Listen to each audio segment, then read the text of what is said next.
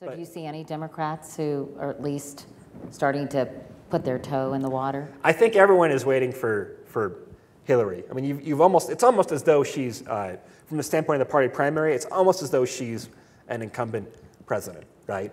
Where even trumps kind of the VP very often wins the nomination after a president is term limited. But you look at polls and like 60 or 70% of Democrats say they prefer Hillary to be the nominee. There's no kind of non-incumbent in history with those types of numbers. So it'd be very difficult, and the problem is she has to decide at some point, or it's going to disadvantage other Democrats who would want to run, especially because a lot of their candidates, from Kristen Gillibrand to Cuomo, are people who are also in New York or in the Northeast this year, so they kind of be going for the same donor base potentially. But I don't know. I mean, the sense I get from Clinton is that she, this is not personally, just kind of reading the tea leaves, is that she doesn't really like the campaign all that much, but maybe she'd really like to be president and so forth. So she might have an incentive to wait. She doesn't have to build up her name brand at all, so she might not have to declare right away, but she probably has to at least kind of privately signal to Democrats,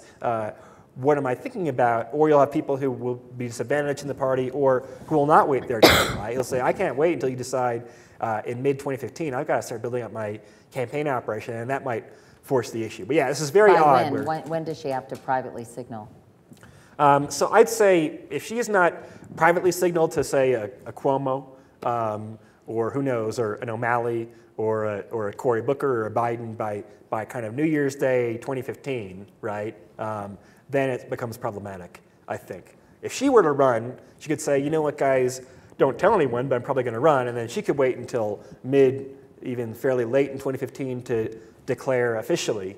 But privately, I think a campaign's usually a 2-year thing at least to get an operation up and running. I mean, how long is that going to be private? Come on. Well, it might not.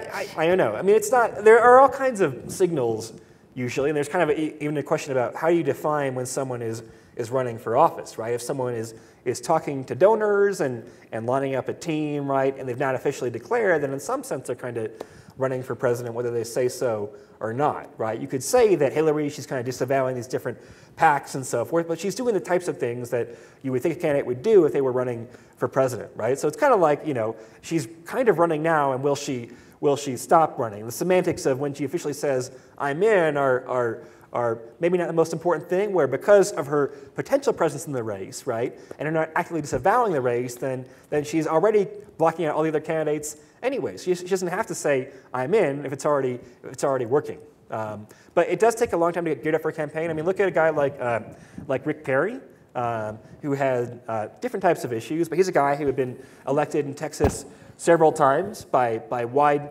margins, and he goes and kind of decides somewhat spur of the moment, I'm going to run a presidential campaign, and it's a total disaster, basically. It's very, very hard to gear up for a national campaign. You look at, go back and watch tapes of Obama from February or March 2007, I guess, when he had just declared. I mean, he was pretty terrible on the stump and at debates, right? Had a good team around him, but I'm sure Hillary, a little bit more practiced, but was not terribly smooth. So you really need kind of a 2-year planning cycle to do this now.